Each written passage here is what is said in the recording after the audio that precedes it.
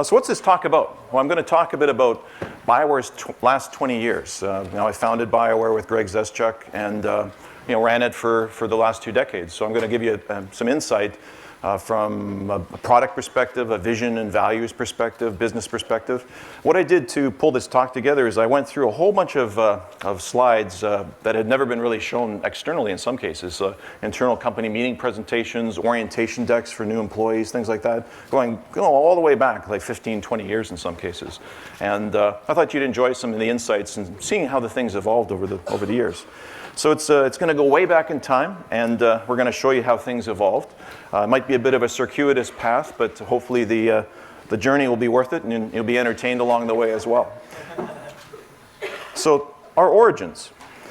When we started out, we had this bright idea. It was three doctors originally. One of us left after a year and a half, and the other 2 continued for the next 2 decades to make video games. And I don't really have a good explanation for why medical doctors would decide to make video games other than we like medicine, but we love video games. And that's still true. And I still am a huge fan of them. It's my favorite form of entertainment, basically.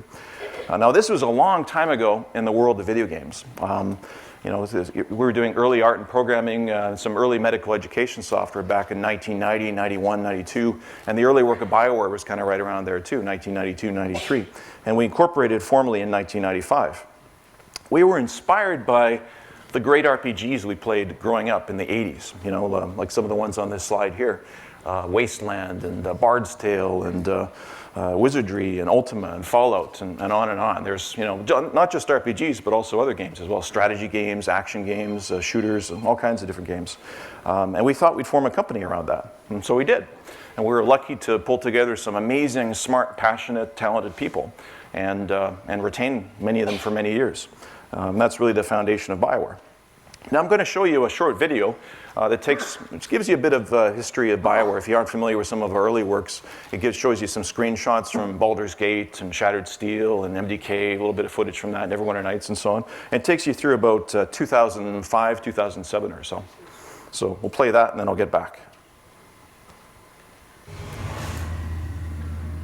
don't know if we can dim the lights during the video.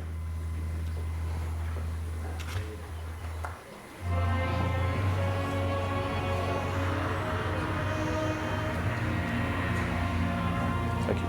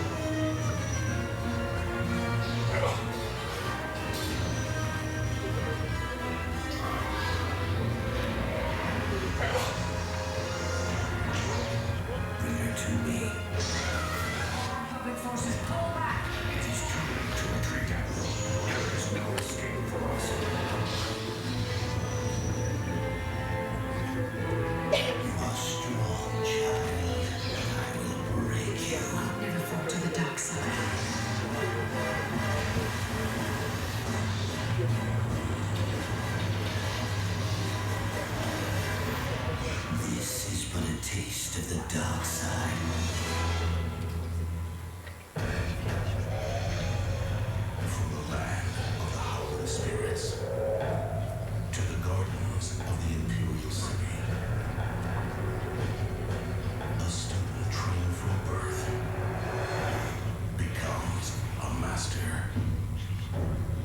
You will be called to face awakening.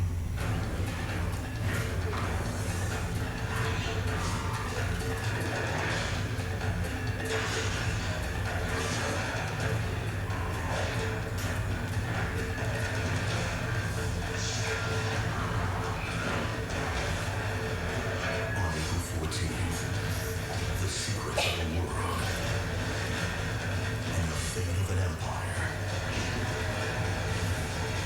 rest in the hands of a hero. Jade Empire.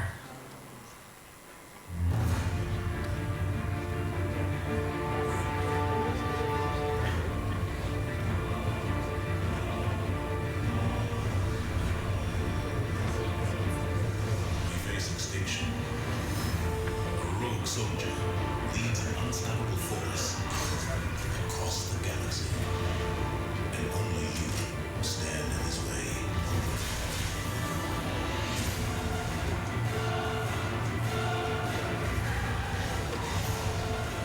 Don't you understand? You've lost. Everyone you know and love. Everyone you will all die. Let's finish this. Join us. Is submission not preferable to extinction?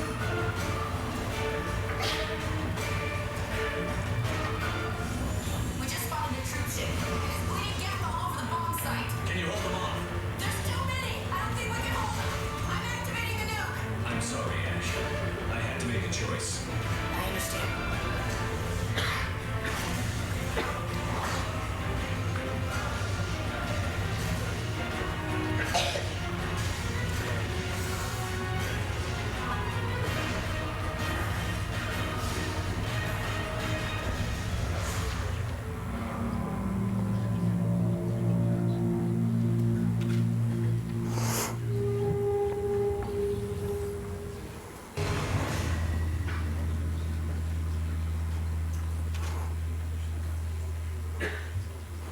I still get a chill when I see a lot of those old games, and obviously I have huge memories and fondness for all of them. We did that video before Dragon Age 1 and 2 came out, and Mass Effect 2 and 3, and the Old Republic, and Wrath of Heroes, and other games, free-to-play and social games. So there's a whole bunch of other stuff that came out after that as well. But I'll touch on some of those other games later in the talk. Mapping to that video, this slide shows you some of the growth of personnel of BioWare over the years and some of the products that released during that time. We grew quite rapidly. Originally we had one team in one location for Shattered Steel, and then when we started Baldur's Gate on top of Shattered Steel, we had two teams, and so we had two separate team structure. And then we went to a matrix structure after that, and I'll talk about what that was and how that was set up. When we had three teams with Neverwinter Nights added in 1999. And by 2007, we had three locations, and now BioWare was about 8 locations when the time I retired. And we, by 2007, we had 8 teams at 3 locations worldwide. Showing how the personnel were assigned across different projects. This takes you through about 2003, and we did a lot of analysis around this sort of thing, showing where people were allocated, trying to figure out what the optimal team structure was, and that was something we learned early on, the importance of data and analytics, not just in your products, in telemetry, but also in your HR, and trying to make your company better all the time as well.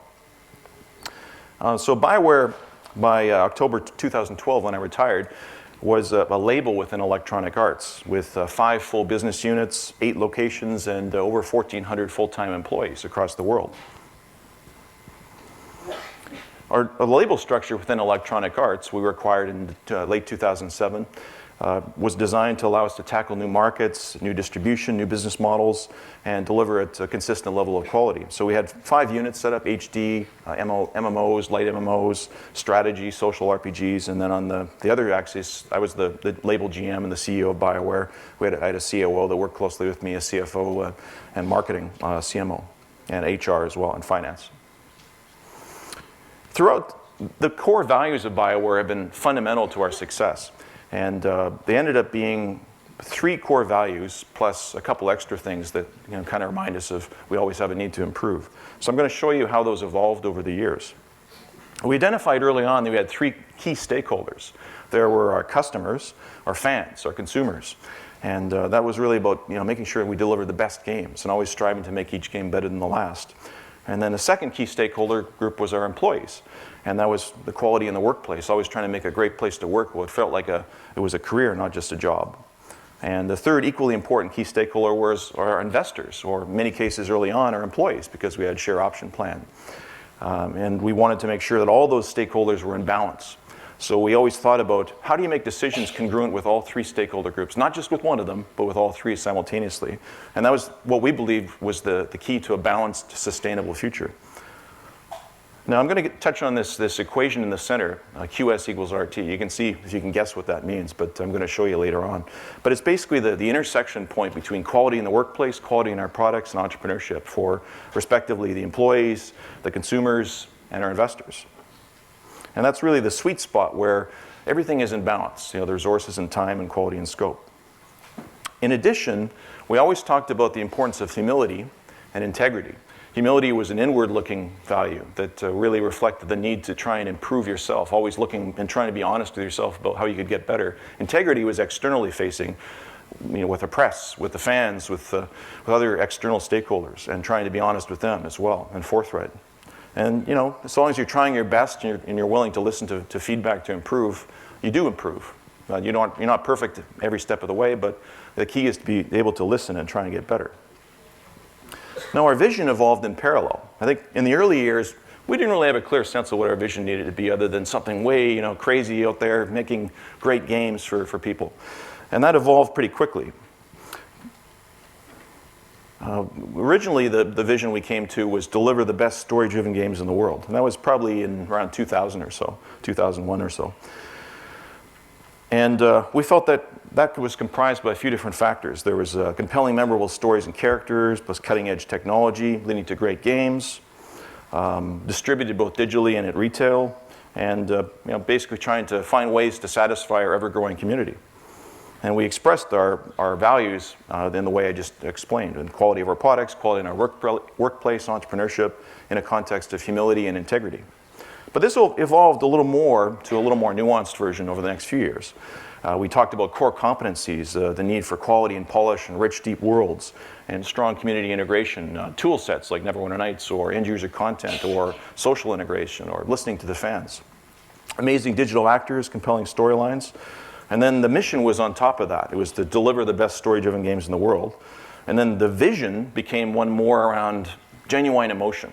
We felt that was really important for our games, just to engage the audiences with something that was compelling and felt real. And that later translated, by the time I retired, to create, deliver, and evolve the highest quality, most emotionally engaging games in the world. And it's aspirational. Not every game would achieve that in every respect, but we were always striving for that. And characters and story were certainly one of the main mechanisms that BioWare used and will use to deliver this emotional engagement, but there are other mechanisms as well. So we set forth on a bold mission. Along the way, we had to evolve our business models because the external environment was always changing around us. So that was another factor we had to consider. In the early days, back way in the early 90s, it was pretty simple. You developed a game, you shipped it to a store, they sold it. Kind of like the old days of retail. But it almost sounds like the dinosaur age, in a way, because things are so different now. It's changed radically. And it has. And some people merely survived, and others thrived. So sort of you can make that transformation and emerge victorious, and you can emerge even better. And certainly we're always trying to do that. Over the last 20 years, there was a lot of consolidation going on as well. It was interesting. And I'll talk a bit as well about how things have changed recently, because it's actually shifted. But there were fewer companies by the time we started out, from the time we started out to, say, 10 years in. There was definitely a lot of consolidation going on. Some developers would go to business, some would be acquired, some would merge. And that, at the same time, there was more saturation of products. So it was harder to differentiate your games unless they were really good, really high quality. Now, to counter this, the industry is continuing to surprise and innovate. I think there's more opportunities now for new developers than ever before, just in the last few years with social and mobile and play for free. So that's exciting for all of you as you think about where you want to work. You can start your own companies, you can start your own studios, you can join existing studios, and there's actually a lot of opportunities now to do that. And there wasn't really 5 or 10 years ago because there was fewer studios to start out. But now with these new platforms, that's created this opportunity. So that radical change in platforms was another thing we saw throughout the last 20 years, and it's still happening. And it's actually really good for consumers, it's good for developers, because there's more opportunities to develop on different platforms. So you look at the game consoles are now the smallest market. PC and internet users are actually the biggest market, and social networks and smartphones and mobile users. There's lots of different platforms to play games on. And I think that's really exciting. The network effect was another factor that definitely started to have a greater influence as more users were connected on the internet. And if anything, it's accelerating. So you look at the far right, Twitter and Facebook, just as two examples of social networks, not games networks per se, but social networks that kind of parallel the development of the internet. And they took a long time, like several years, to get to the point where they had 20 million users. But Google Plus reached that in just 24 days. And that's the speed now of internet adoption. Things succeed or fail a lot faster than they did in the past. And now we're in a truly online world where if you ask children what it is to not be online, you get a blank stare. You just wouldn't understand. And I think you're the generation now that you're completely online, you're very technology savvy, and it's an exciting time. When I was growing up, it was sort of like the tip of the spear. Not everybody played games, not everybody liked games. I was actually the minority. And for me, it's tremendously exciting to be in a time and a place where people love technology and are actually embracing and understanding it and really developing things that were never possible before. It's now the default behavior rather than the exception. So how do we try and adapt our strategies to solve these rapidly changing environments, both in technology and entertainment and internet and platform?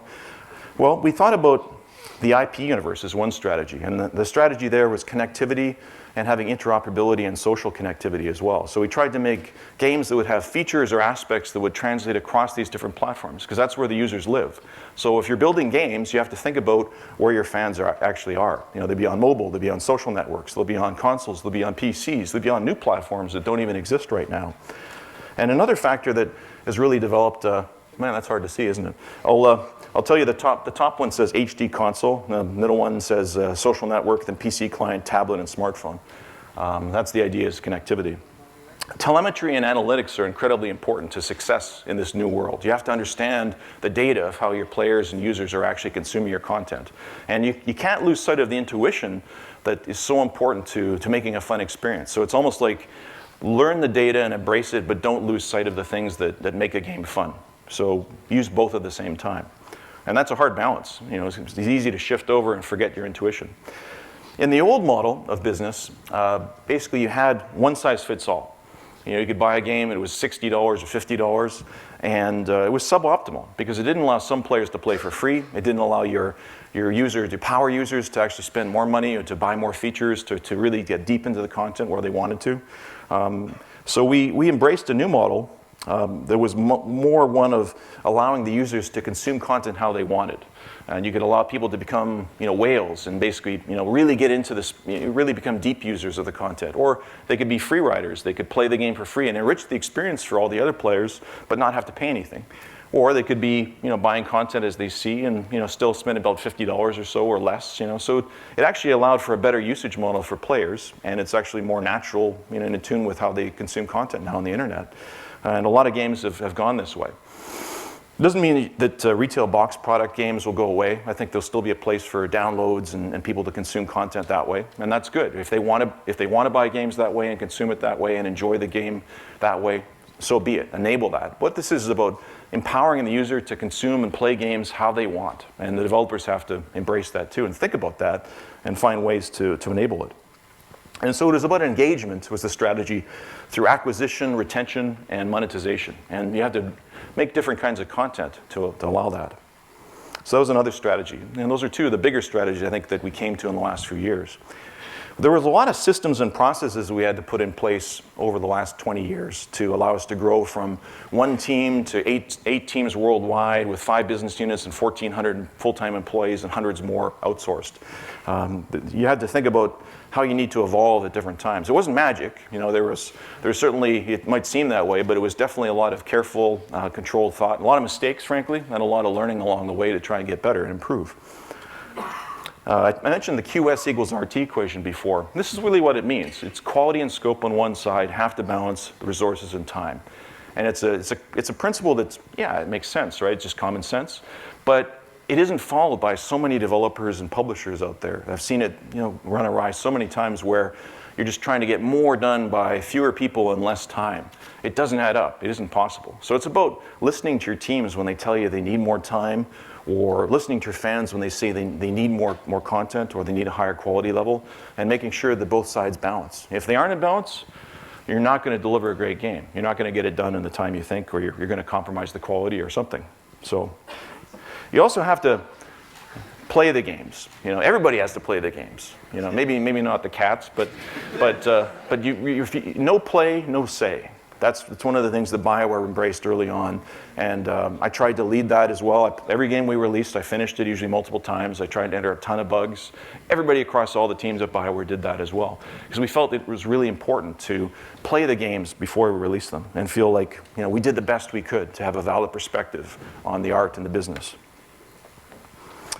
I mentioned structure. This is one of the structures we had. It wasn't the true of every studio across all of BioWare's locations, but Edmonton and Montreal were following a matrix structure, so was Austin, and those were some of our biggest locations.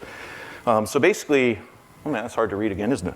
So at the top you have the projects, and on the sides you have the departments. So the way those work is the projects and producers manage the project axis, discipline leads reside at the junction points, and the department directors manage the department axis. So everybody basically had two bosses, a department manager and a project manager. Now how do you manage those different responsibilities? Well, departments would basically manage the individual careers. They would think about the person, how they progress, how they learn. So a lot of equality in the workplace focus. Whereas the project side would focus more on project management, the quality of the games, making sure that everything was as good as possible, getting the features and scope required. And so everybody had two bosses, but they dealt with different things, and that's how a matrix can work. If you have a matrix structure or multiple bosses where that responsibility for decision making or authority isn't clear, it'll probably fail. But if you actually divide the responsibilities well, a matrix structure can be a very effective system. And it can also lead to a lot of conflict. So you have to have people that are willing to compromise and communicate and collaborate and work together well. But you can get good outcomes if you do. We also talked a lot, some of our systems and processes, about budgets and constraints and priorities. It's just part of the world, the way the world works. You only have a certain amount of time, a certain amount of resources to get things done. So you have to make decisions. You have to make tough decisions around constraints, trying to hit aggressive quality goals, define release targets with finite resources. And you have to prioritize things in terms of which projects get more resources, which ones actually get more time. And we made the priority decisions based primarily on the release timing, but also on the size of the project, its scope, its profit potential. And you know, we made the decisions over the years while developing many different projects at the same time, kind of juggling them all. Now, pulling all these things together, this is from a really old slide deck that I presented, I don't know, late 90s or something within BioWare's organizational framework. And basically it had all these components on the bottom, and kind of what I thought at the time was a really clever animation, but it wasn't really in retrospect. You know, so basically just boxes moving around. So you had to have your values congruent with your goals. You had to have systems and structures and people all aligned. And basically, the way the systems and the structures and the people combine, it results in your culture. And that can be an aligned culture that fits, where you hire people and retain people that are actually working in a system that they understand and are making products that they like and have fans that embrace them, and the culture is all incongruent with the environment. But if you change your structures, say, or your systems, or your people, then the culture changes. And often that's random. It's often in a way that you can't anticipate. And it can be good, it can be bad, but it's random, so you have to really think about that carefully. You can lose people, and you may lose good people if your culture changes along the way. And we had that happen where we would grow and the culture would change, just a factor of growth. And we would have people that were great for the early years of BioWare, great people, but they needed to be in a smaller kind of team. And that happens over time. So you have to be kind of aware that as your company grows, as teams grow bigger, you're going to have a different kind of feel, different culture. And that can be a good thing, it can be a bad thing. Just be aware of it. You have to also have different systems. In the end, you may end with a company or a culture that may not actually be delivering the values and goals that you wanted to set out for in the first place. So you have to, again, think about that and decide, is this what a change that you actually embrace? Is it something you want to be part of?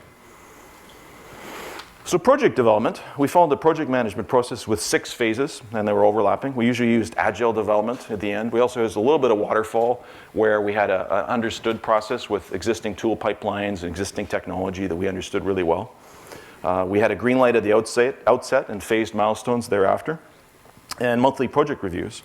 So the 6 phases were an ideation or vision phase, design review, concept design phase, a prototyping phase and pre-production, which had regular reviews, then a production phase, implementation phase with production reviews, a final polish phase, very important, and a lot of teams I saw in the industry didn't have that time. They didn't have time for adequate QA and adequate bug fixing to really make the game as good as possible. And that's where you take the game from good to great. That's where you take it from the 90% level to 100%. And that last 10% is by far the hardest, because you have to have the courage to take the extra time to try and make those features. And you won't get it right every time, but if you don't have that time in your schedule, you definitely won't achieve it.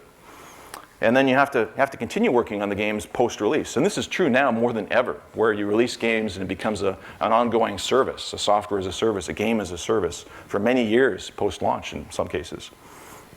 How did that work for one game? This came out in the early 2000s, Neverwinter Nights. Well, I mean, we had a ideation vision phase. It was about 5% or so of the total timeline. Design phase was about, ranged between 10 and 30%. This is on an average project kind of basis. Neverwinter Nights was probably in the middle there somewhere. Prototyping, 10 or 15 or 20%.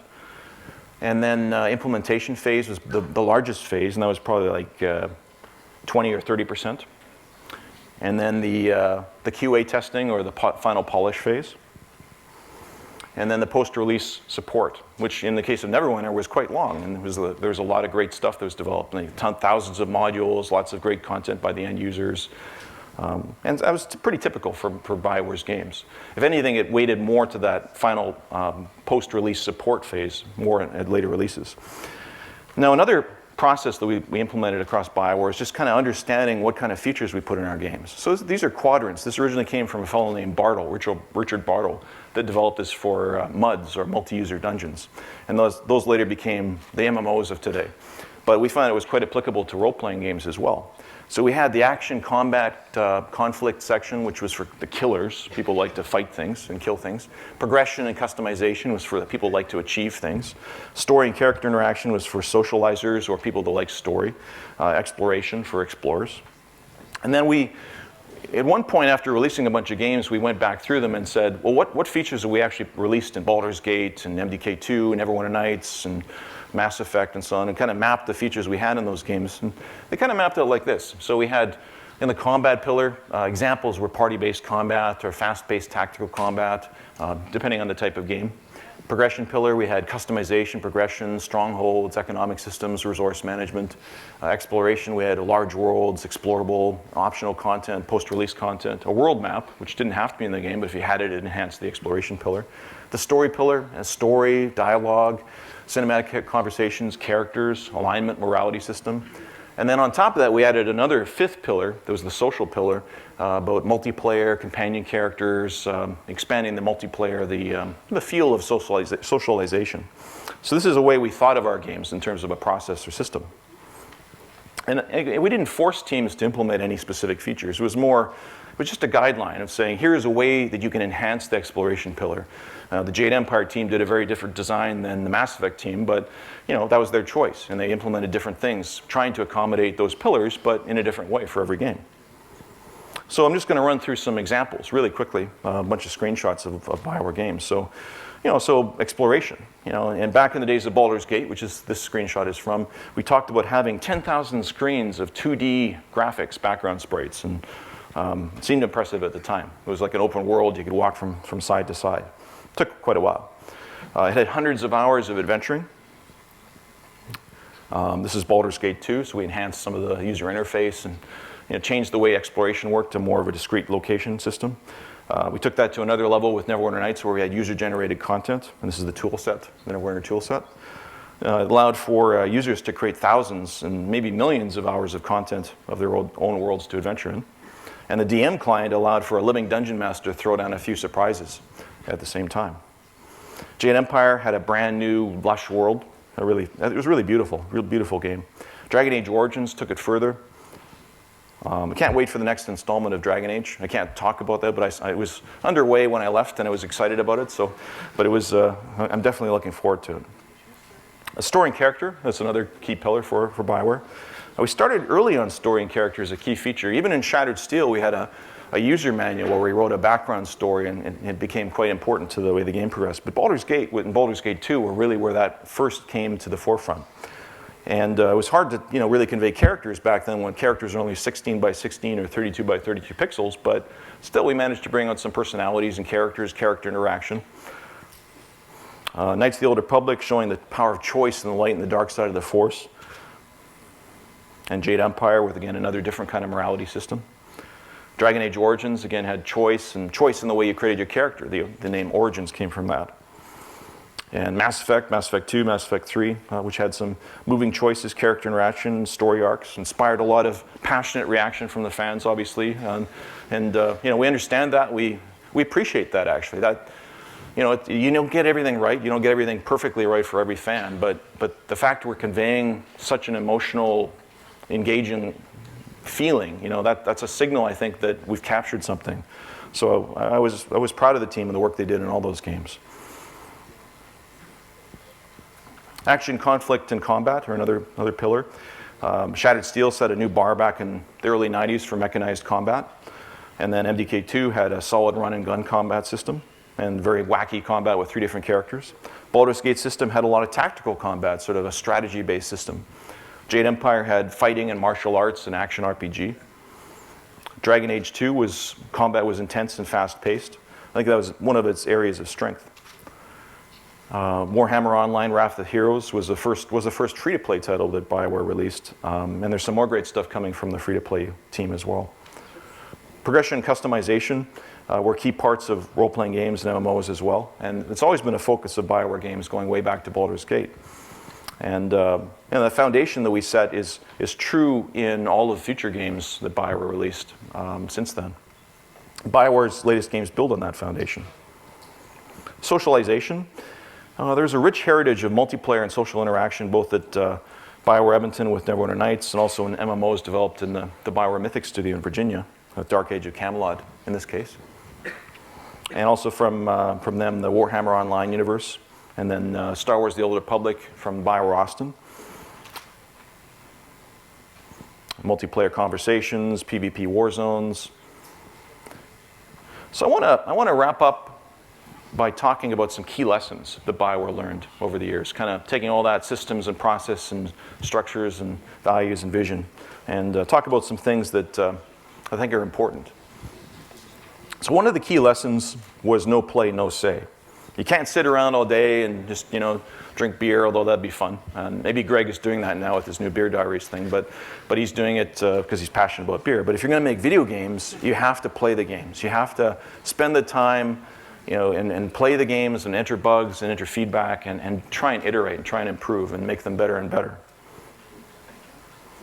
You have to have the right people in the right seats, and you have to grow your leaders. So this bus is actually the bus we used to drive around in Austin when we were going to an event. And it's, just kind of symbolizes, I think, you have to have the right people on board, and you have to help them grow. You have to have training. You have to have feedback for them so they can improve. And if they're not the right people for the vision and values you set out, that happens at times, then you have to either help them to get there, or you have to get them off the bus and get other people on board who can help you get there. Don't break your promises. And again, it's not perfect here, but you have to have the goal. Humility and integrity. You have to always have that goal of trying to be truthful and honest with the team, with your fans, with your investors. And your word is your bond, and your reputation relies on it. And where you feel like you haven't fulfilled your obligations, you have to go back and you have to try and improve. And you have to try and make each game better than the last, and make your workplace better every day than it was the day before, and make your investment returns better every day for your investors. And that's the three key stakeholders, and it's how we try to apply our ethic in business. And if you don't apply that, well, basically you end up being kind of a hollow, and that's not good, as it won't allow you to improve. The importance of culture. I can't emphasize enough how important culture is to success. And it's about aligning the structures, systems, and people I talked about earlier, and really thinking about how do you get them to be congruent. Now, culture is a hard concept to explain. It's like the air in a bottle. It's like the shadow that you cast. It's like the reputation that you have. It's like a lot of indirect things that summate into something pretty amazing and inspiring. But it's about your leadership. If you're leading a team, if you're leading a group, if you're leading a company, that's really what the culture is a shadow of. It's formed by. Your culture is your rocket fuel. It allows you to reach great heights. And that it can also cause you to fail if you don't have the right culture. And culture can go sideways sometimes too, but it's up to you as leaders to try and get culture right, whether that be a small team or a big team.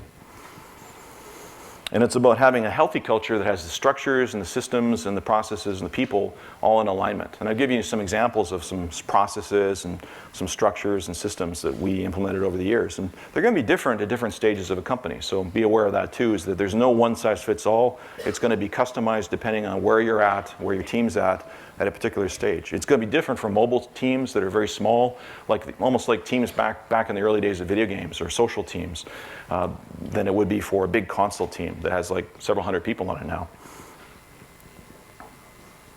Communication is king. And if you don't have clear communication, nobody really has any idea what the heck you're trying to say. So you got to say what you mean and try and do what you say, and where you aren't getting it right, explain it again, and try and explain it again and again and again in different ways, so your team really understands your vision, your values, and what your goals are. Be entrepreneurial. Being entrepreneurial is fun. It's exciting. And entrepreneurs take risks. They like to win. And I like to use as many poker analogies as I can, so I always put up a poker picture whenever I can in a talk, because I like poker. But there's a lot of analogies between being entrepreneurial and being a good poker player. You take risks where you try and win. You try and make sure that you survive the battle and are able to go on to the next encounter. And you have to always think about your team, making sure that you don't overwork them. You have to make sure that you bring them along with you, and they're there as your army, basically, to help you take on the next game after that. And that organizational learning and the knowledge that you get is so critical. You can't afford to lose any of that. So where you can, try and make sure your team is there with you along the next step. But be entrepreneurial. Take risks. Know that you're not going to achieve anything magical if you don't take those risks. The power of a clear, passionate vision. With a clear, inspiring vision, you can achieve amazing things. And that was true, in the space exploration. It's true in video games. It's true in almost anything in life. Without that clear, inspiring vision, if you're not aspiring to greatness, you won't achieve those amazing things. But you have to be persistent in the face of adversity. Sometimes it's a very tough struggle. And sometimes the only way you can actually achieve the things you want to achieve is by trying them again and again, learning from them, and trying to fail fast, and trying to learn from your mistakes so you can get it right. Be decisive. Be prepared, be firm, but flexible. I've got a few quotes here that I think kind of symbolize this or summarize this well. One's from Eisenhower. In preparing for battle, he's always found that plans were useless, but planning is indispensable. So there's a lot of wisdom in that quote. By planning for something, you have to be flexible enough to change your plan along the way, but the process of planning will actually enable you to really survive the battle when you enter it, whatever that battle is. Another military analogy, I don't know why I chose military analogies, but the Marine Corps' 70% solution, as U.S. military, if you have, although I'm Canadian, as I should point out, if you have 70% of the information, have done 70% of the analysis, and feel 70% confident, then act. And that's something I didn't know early on at BioWare. I would wait till I had 100% of the information in some cases. I saw other people around me wait, they made a decision too early when they didn't have enough information. And there's definitely a sweet spot where you have to have just enough information to move ahead, but not enough information you've waited too long and the moment has passed. And it's really about experience, making those decisions. And another favorite quote I have is from Andy Grove, who says, "Only the paranoid survive."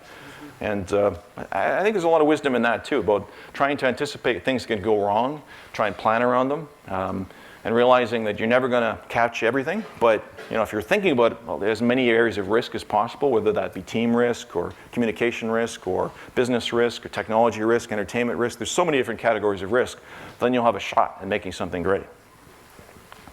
Take advantage of disruption.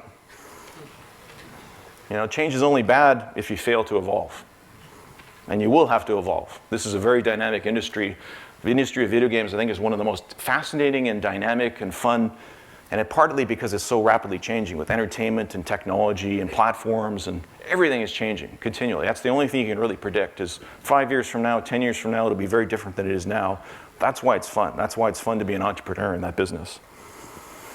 Teamwork and collaboration, though, is a consistent requirement. You have to have collaboration in a strong team. I can't emphasize enough how important that was for BioWare's, having the smart, passionate, hardworking people around me I got to work with. And it was an honor to work with them every single day, and a pleasure. And I learned so much from them. We had all those great people, and it's allowed us to make some great things. And I think the best is yet to come from BioWare. I'm not there anymore, but I'm confident that when I left, the people remaining are going to do some amazing things. And I saw some of their early work, and I'm looking forward to playing it as a fan. So, thank you.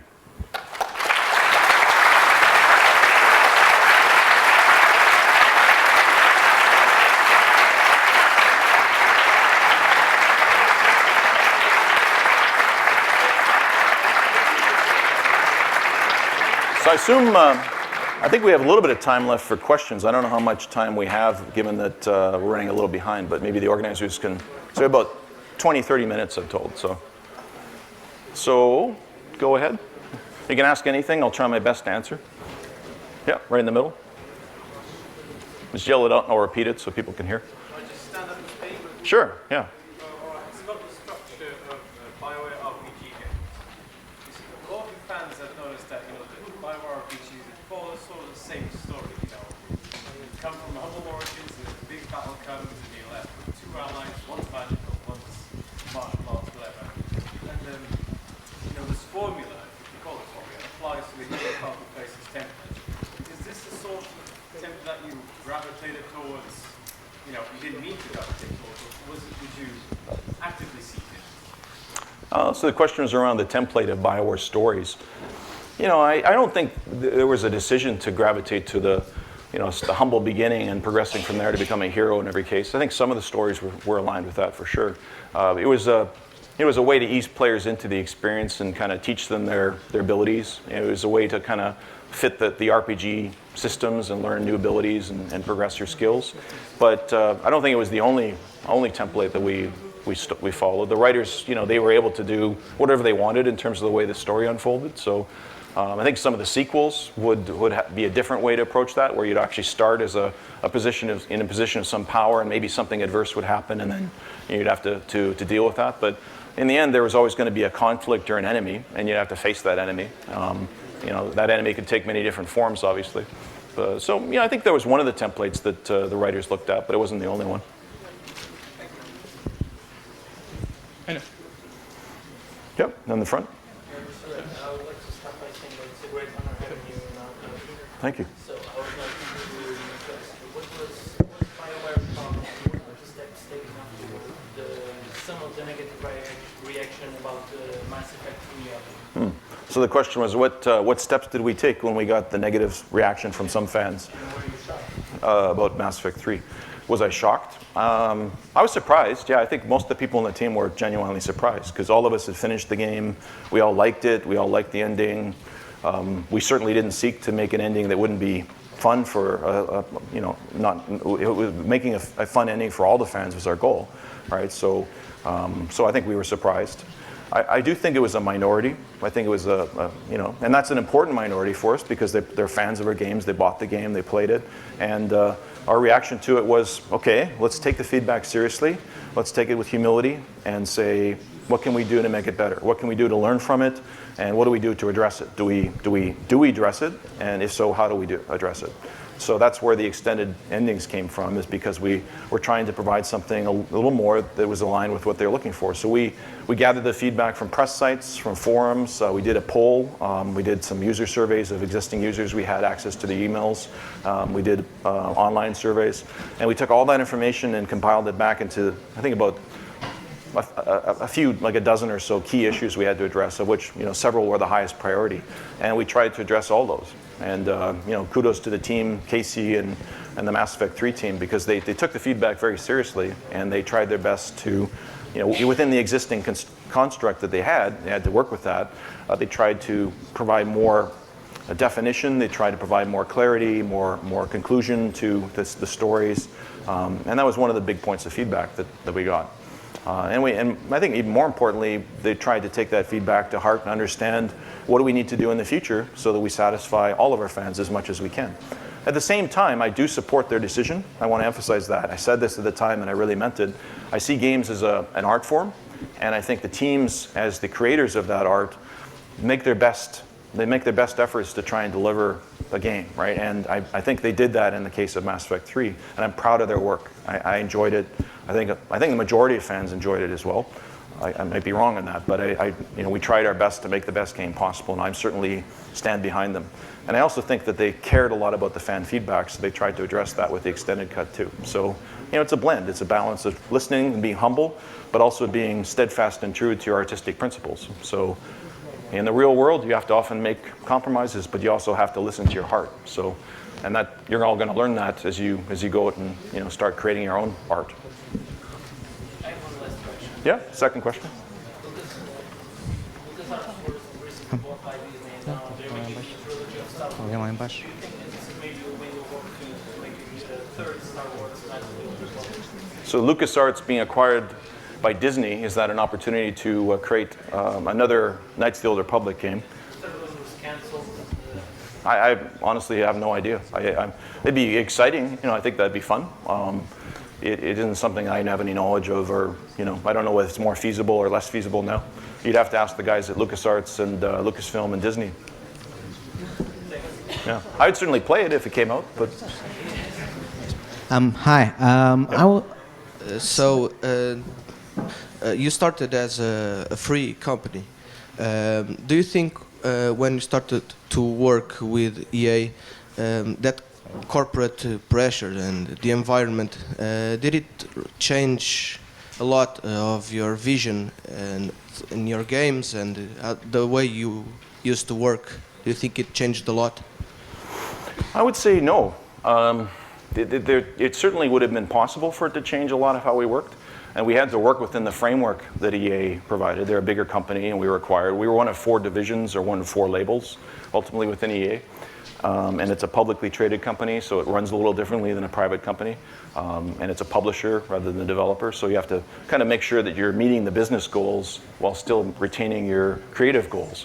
I always felt that we had tremendous support from John, the CEO, and Frank, the president, who were basically my bosses, to retain or remain true to BioWare's founding principles and vision.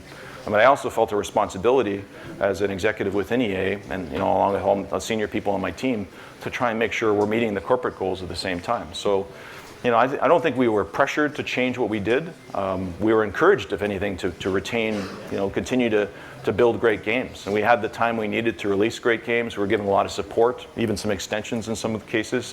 The Old Republic, Dragon Age, Mass Effect, all of the games we released under EA actually had the time we needed to release what we felt was a great game. And I think the Metacritic scores reflected that. The teams really had the chance to build some great things.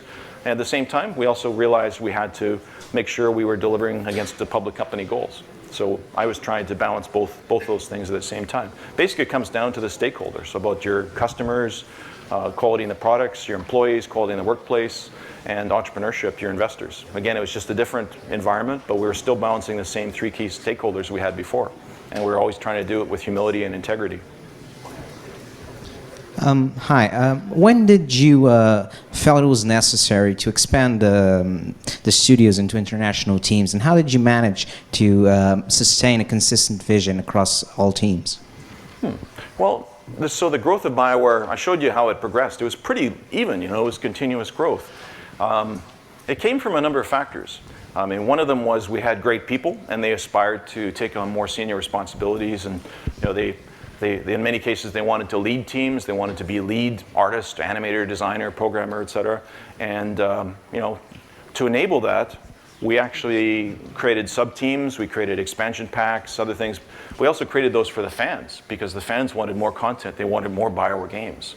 So I think from two of our key stakeholders, the consumers or the fans, and also our employees, there was pressure to grow. There's pressure to release more things. And, the employees wanted to take on more senior responsibilities. So we had people that were, they were looking for growth personally, and they wanted to take on bigger responsibility, and the fans wanted more content. And at the same time, as investors, all of our employees were shareholders. Greg and I had the majority ownership, but we gave shares, option plan shares to every one of our employees, and we felt that was really important. And they wanted to see the returns. They wanted to see the growth of the company too. Now, you can grow too fast. You can grow and create more risk. So we were always trying to balance that. So that's why you can see there was like a pretty level growth. There wasn't like a huge step function at any one time. There was never really a pressure to grow for the sake of growth. But it was always organic growth. It was always about, well, we're ready to take on another project now. There's a new IP we can develop. There's a new license we can take on. There's new technology we can use. So we always tried to take advantage of the opportunities while not doing anything too stupid. Hi. When creating BioWare, what were your greatest fears and challenges? So the first part was when we created BioWare? Yeah. Your greatest fears and challenges. What were the difficulties? Well, it's interesting because when we created BioWare, I didn't really have any fears or challenges because I didn't really think about it enough.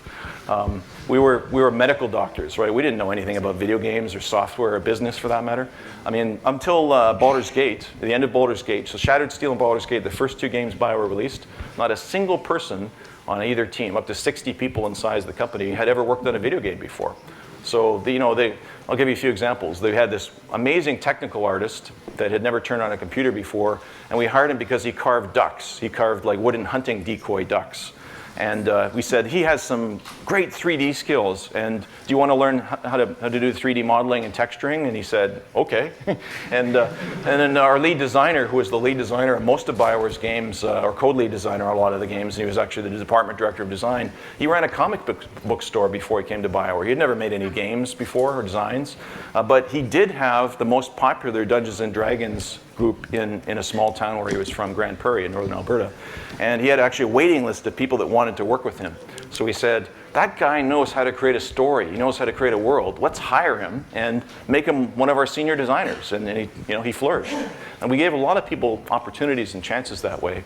And we probably didn't think enough about risk. We didn't think enough about the challenges, frankly. But would we have gone for it? Would we have retired as doctors and stopped working basically as doctors, didn't pay ourselves a salary for 5 years at a BioWare, just kept working as a doctor on the weekends so we could get more money to put into the company if we had thought about it?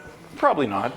But it turned out okay. I think maybe in a way it was better that we didn't think a lot about the risks, and we just kind of went for it. And we said, we were inspired by the games we played growing up, and if we could enable those kinds of experiences for the fans playing the games of the next generation or the generation after, that was what we were really going for, was to enable that feeling that we had growing up as kids or teenagers or young adults when we played games from all of our heroes in the video game industry, and allow that to be something we translated from our games. Hello. While making games, did you have any problems with patents or copyrights? Patents or copyrights, did we have any problems? Our patents or copyrights, or external people approaching us saying we were violating patents or copyrights? Or? Yeah, violating patents. No, not really. I mean, there were some. You're always going to, in business, run into people that are making spurious claims, but none of them really were real. We were always very careful about making sure that we created our art, we licensed it. In any cases where we found it wasn't, we made sure it was, or took it out of the games before we actually released them. Patents hadn't really become a big factor in the video game space yet until probably a few years ago, but I think they're going to be a bigger factor in the future because there's more and more patents. In a maturing industry, that's one of the things that happens is that you have larger companies taking on more patent rights, protecting things, business process patents, technology patents, and so on. So you have to be more aware of that for sure. And that's a bigger factor now than I think it was 20 years ago, where the industry was smaller and it was less mature in that sense. Hey. Yep. This is a question I've had for some years now. Back when you first did Knights of the Old Republic, then the sequel, Knights 2, didn't come from BioWare. I find Knights one of the best RPGs I ever played. Oh, thanks. And it confused me. How did you lose the sequel like that? Just how does the Lucasfilms just no? Let's just put it another company on this. Use the same game engine, but just everyone knows they left about half the content they had planned. Just left it out, and you could still find the binaries embedded in the game. It's just not there. Well, we licensed the technology for Knights of the Old Republic 2, and we actually had the right to develop that product. We probably would have developed it a little differently, different story and so on, but we chose not to develop it. We instead chose to develop Jade Empire and Mass Effect. There was this is kind of balance of design and art and business. And there was a window in around that time frame where independent developers who had a reputation and track record, like BioWare starting to build, could actually build their own intellectual property and from start to finish and create something that they would have the full ownership and control over and enable the full extensions. And it's a different proposition than taking on a license. Not that there's anything wrong with licenses. I love Baldur's Gate. I love the Star Wars license. Big fans of that universe. For everyone across BioWare is huge fans of that. But there's a blend of different business goals and creative goals you're trying to solve when you're running a studio. And the teams actually wanted the ability to create their own intellectual property. They wanted that, and it will allow us the creative freedom to develop those in any direction we chose, which isn't always possible with a license. As great as a licensing partner as Lucasfilm has been over the years with BioWare, they still have their own goals and they have their own constraints around the way the IP unfolds, and we have to meet those. We have to fulfill those as partners, and we always tried to do that. And they were great partners, to be clear. But I think that we also wanted to create our own IP, and there's a window of opportunity there to do that would add value for our shareholders, our employees, basically. It would actually allow them to have more creative freedom, and it would allow us to actually both get Knights of the Old Republic 2 done through an external partner that we gave our technology to as a license, but also to build a new product at the same time ourselves. So we chose to do that. What do you think of current games have been losing replayability value and games in general? Games in general, yes. Yeah. And why do you think that happens today? Well, I think that's true of some games. This may not be true of all games. I know in our games we've always tried to enable a lot of replayability. Like there's different origin stories in Dragon Age. There's different paths. Renegade, Paragon, and Mass Effect, they have different flow. The Old Republic, the MMO we released had 8 different character classes to start, and they all had their own different story arcs, very different replay experiences. So it was actually quite a bit of fun to replay the game. I played all 8 different classes, and I enjoyed them all. I also think that a lot of our peers in the industry were still striving for replayability. I know that's something that Warren Spector has always talked about. He wanted to enable different paths through the game, like a violent and non-violent path, so you could choose that. And then there's story choices in some RPGs as well. Other games are more linear, and then I think, like say shooters, for example, tend to have more of their open world concept gameplay based on the multiplayer at the end, where it's more head-to-head or co-op kind of multiplayer experiences. So it kind of depends on the genre a bit, whether it's more themed on the multiplayer being important, which is maybe more true for strategy games or shooters, or whether it's more contingent on the story, in which case you actually want to have some replayability built in, which I think BioWare games are still aspiring to, and you'll see more of that. Hello? Yep. I don't know where you are, but are you there? Somewhere? Okay. No, I'm right. Oh, yeah, okay. Right yeah. here. Oh, here we go. Yeah. I just had a question about your contract with EA Games. In terms of the release dates, is it the EA Games that always gives you the time you have to develop your next game and you just have to deal with it? Or do you have long discussions before you decide when are you going to release your next game? Well, so the power of decision. In yeah, this the way it worked with EA is we were EA. Like there was no contract per se. We were part of EA. BioWare became a division of EA. We were acquired. I was employed by EA. So was everybody else on my team. And you know, we embraced that banner and that flag. We became part of EA. I was proud to work for EA. I think there's a lot of good things in the company. But at the same time, we didn't lose sight of the fact that we were still proudly BioWare at the same time. So it was about a negotiation, but it was about, you know, we had an annual budget, and I had the authority over where that went. I was the GM of the label, the CEO, and I worked with my GMs of all the different business units to basically allocate a certain amount of budget out, or marketing dollars, development dollars, and they made a business case about where they felt they should deliver the games and what quality they can deliver, and you know, where they made a good case, they needed more time. We gave them more time. You know, so I think EA was a great partner in that sense. Like it was never a big argument of we need more time. When I talked to Frank played every one of our games. He played them way back from the early days of Baldur's Gate, and he finished every one of our games until the time I left. And he played a lot of games. He played probably as many games as I played or anybody on my team. So he understood the games market, and he was passionate about games. He was a big fan. And John played games too, the CEO. And you would think that he might not have time, but he made a point. He made a point of playing the games and trying to understand them. Even though he wasn't the same kind of gamer, he was a little more casual in some of the games he played, but he played all the BioWare games and he loved them. And I think where we made a case we needed more time for the Old Republic or the Mass Effect titles or Dragon Age, in all those cases we got the extra time. Because we could make the case that with that extra time we're going to be able to deliver this extra quality, these extra features, and we're going to deliver a business return. So again, it's about the stakeholders, the consumers, delivering the quality to them, the employees, making sure you have a good workplace, a good environment where they feel like they're getting a good quality of life, work balance, and the investors where they're getting the returns they need to actually maintain a business. Because it is a for-profit business at the end of the day. You have to stay in business. You have to have a margin. No margin, no mission. But you can't lose sight of any of the others at the same time. So it was never one of the stakeholders or one of the goals over the others. It was about delivering a great game and a great business and a great environment for the staff as well. But I always felt supported in that. I have no complaints on that front with EA. Certainly there was good discussions around why we had to take more time. No, make no mistake, it wasn't easy, but they were always supportive in the end of a logical, clear rationale. And I was proud to work there.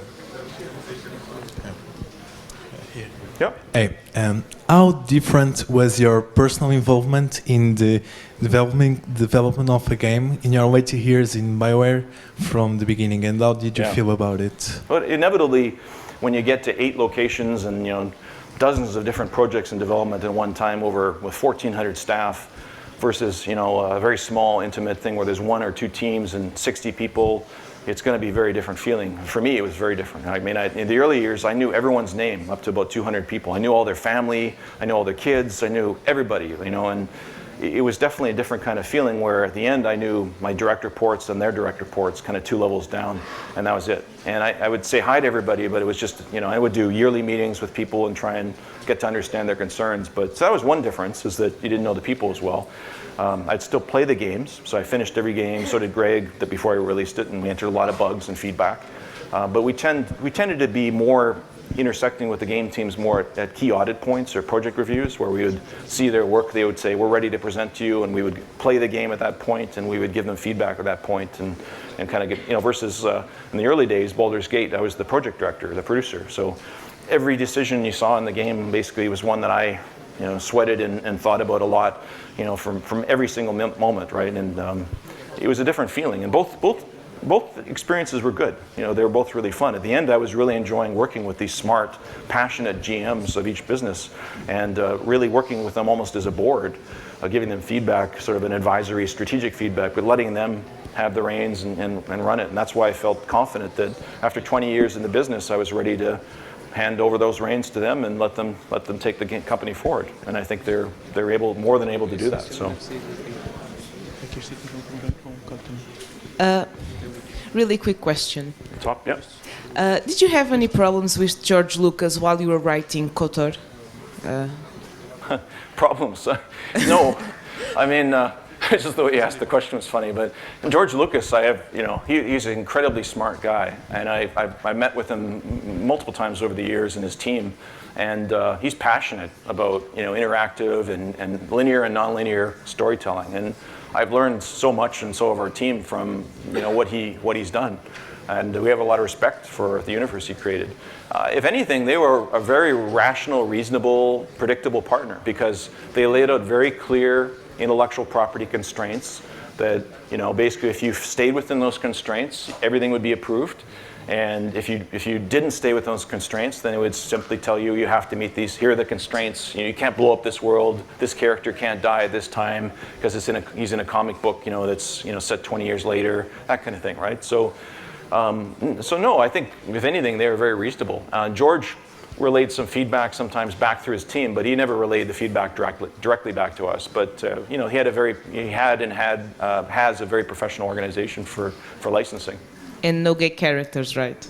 No what? No gay characters.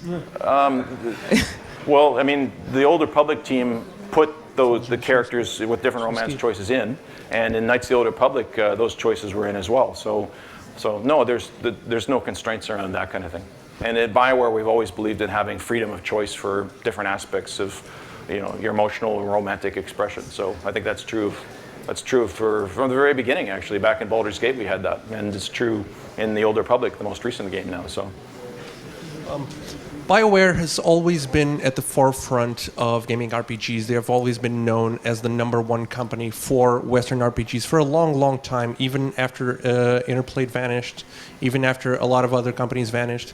But lately, with, I think, Dragon Age 2, you got a bit of bad PR from the fans from many directions, due to some other questions, due to DLC and other things. How did the company as a whole dealt with that? How did the company react to that? Well, I think with Dragon Age 2, there was a conscious decision to try and do something very different than Dragon Age Origins. And if anything, I wish we had titled the game differently. I wish we had called it a different name other than Dragon Age 2, because that creates an expectation of, it's going to be a sequel in every sense. And it was actually set in the same universe, but with very different gameplay, very different combat experience, very different kind of story. I personally liked it a lot. I finished it, and I enjoyed it. But the team, the Dragon Age team, is working hard right now on the next installment of the universe.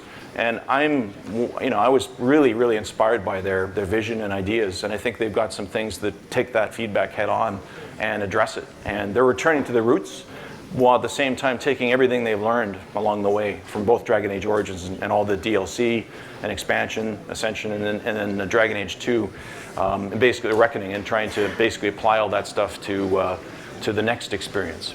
So I think you'll see in the next Dragon Age installment, which I can't talk about obviously, even though I'm not there. I don't know necessarily what the details are now, anyways.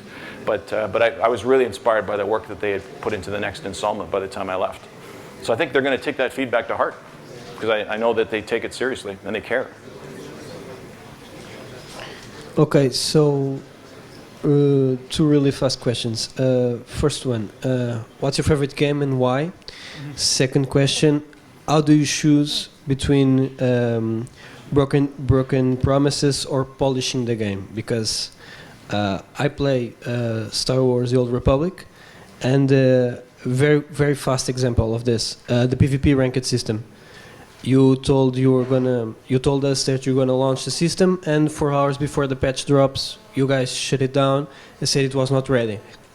Why? I want to understand why.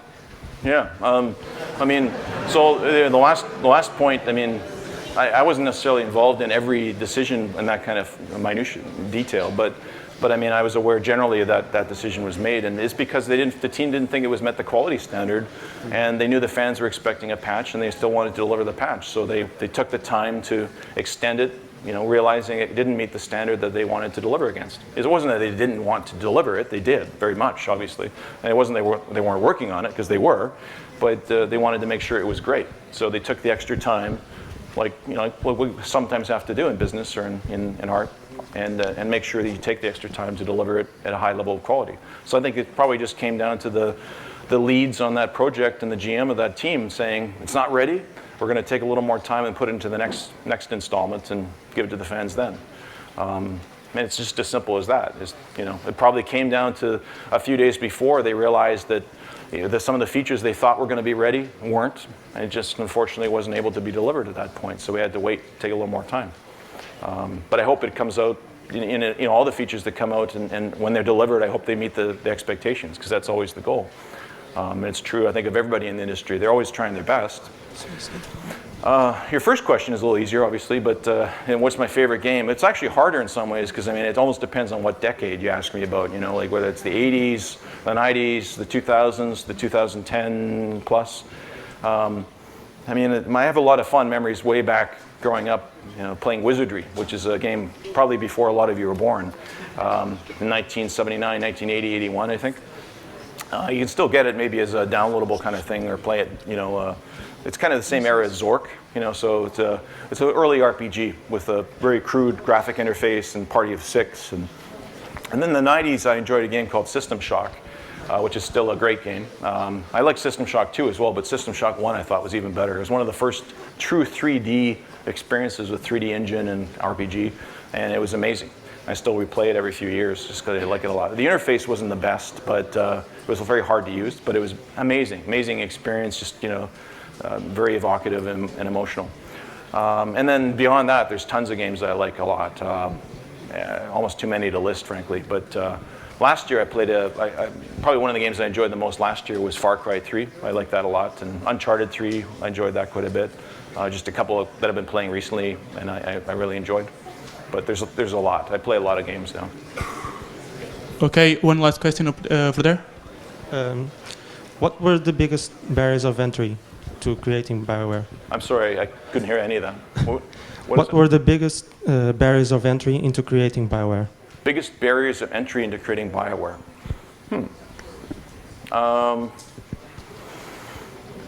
Well, back in the early 90s, it was actually maybe easier to form a development studio and get publisher support in some ways than it is now, but that isn't necessarily true with mobile games, social games, because that's actually, there's easier to get into those spaces too.